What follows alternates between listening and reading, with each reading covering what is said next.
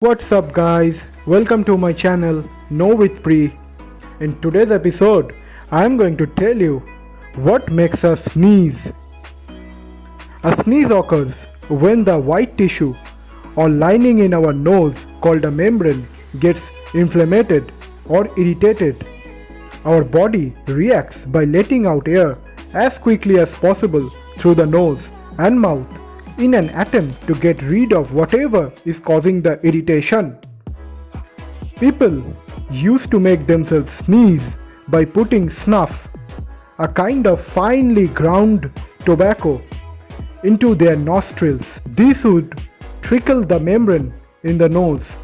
Sneezing was thought to be healthy because it helped to get rid of germs. Folks, if you have found my video informative, please do like it. Subscribe to my channel Know with Pri.